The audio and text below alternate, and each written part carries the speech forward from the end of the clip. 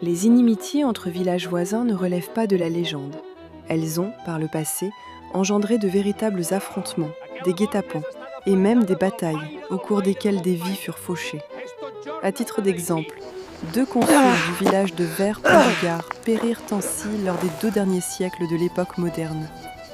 C'est à Sauzet que nous nous transportons, là où des jeunes gens portèrent plainte devant le sénéchal de Nîmes pour des faits de violence.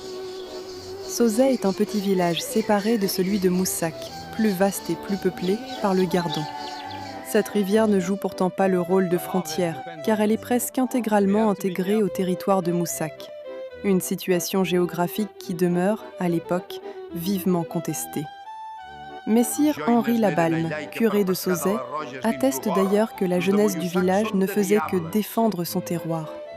Nous sommes face à un conflit territorial d'une grande banalité, mais dont la configuration est particulièrement défavorable à Sauzet. Cela s'explique par le statut politique de Moussac, seigneurie relevant du comté de Toulouse puis de l'évêque d'Uzès, mais aussi par un déséquilibre démographique. Sauzet, moins peuplé, n'a pu exercer une pression suffisante pour obtenir un accès au Gardon, hormis aux confins de son territoire. Cette situation cristallise des tensions permanentes autour de la rivière et de ses ressources. Le 27 juillet 1611, alors que le niveau du Gardon est au plus bas, des launes, bras morts de la rivière, se retrouvent isolés du cours principal. Des jeunes de Saint-Géniès profitent de l'occasion pour pêcher dans le gour de Balavic, utilisant des filets pour capturer les poissons piégés. La pêche est fructueuse. Un témoin protestant, Jean Loriol, est aperçu transportant des paniers pleins vers Saint-Géniès. Tandis que ce premier groupe s'affaire, quelques jeunes hommes de Sauzet arrivent sur les lieux et se jettent à leur tour dans l'eau pour pêcher. Surgit alors une bande de 25 à 30 jeunes de Moussac, armés de bâtons ferrés, de hallebardes, d'épées et de fourches.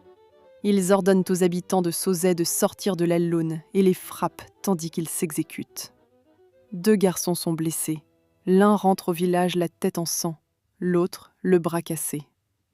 C'est l'enquête consécutive à leur plainte qui nous permet aujourd'hui de retracer les faits.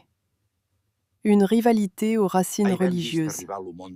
Hormis le curé de Sauzet, tous les témoins entendus lors de l'instruction sont des protestants de Saint-Géniès. Habituellement, les témoins sont désignés par les plaignants. Or, ici, tous les jeunes de Sauzet présents font partie des victimes ayant déposé plainte. Ce recours collectif semble indiquer qu'ils ont tous subi des violences, suggérant qu'une véritable bagarre générale a éclaté sur les berges. Les habitants de Saint-Géniès, restés simples spectateurs, sont ainsi devenus des témoins privilégiés. On peut enfin se demander pourquoi ces derniers n'ont pas fait les frais de la fureur des assaillants de Moussac, au même titre que ceux de Sauzet. L'explication est probablement d'ordre religieux. Siège d'un doyenné catholique, Sauzet est alors un centre de la reconquête catholique. En 1562, son église avait été rasée et remplacée par un temple. Cependant, après la signature de l'édit de Nantes en 1598, l'Église catholique tente peu à peu de reprendre le contrôle des fidèles en favorisant les reconversions. Le fait que le curé Henri Labalme accompagne les jeunes gens au bord de la rivière témoigne de ce renouveau catholique, dans un village dont de nombreux habitants s'étaient peut-être tournés vers le protestantisme sous la pression des événements. En redevenant, au moins en partie et seulement pour quelques décennies, un bastion catholique, le village de Sauzet n'a fait qu'attiser l'animosité séculaire des habitants de Moussac.